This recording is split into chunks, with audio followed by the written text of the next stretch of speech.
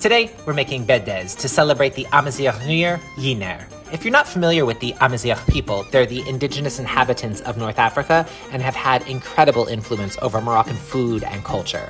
I have the privilege of collaborating again this year with Inns on Wisdom, an account dedicated to celebrating the history and culture of the Amazigh people. In the past, we've collaborated to make tagoula, orkimen, and now Baddaz, a spectacular couscous dish made from corn.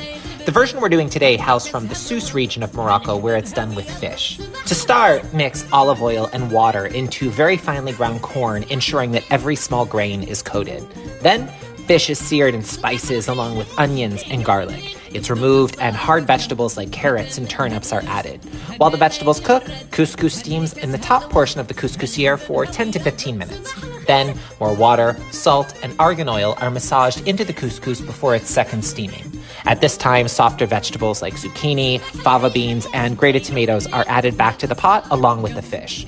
Steam a second time, fluff the couscous, and it's ready to serve. Thank you to my collaborator's mom who made her own video to teach me how to make this dish.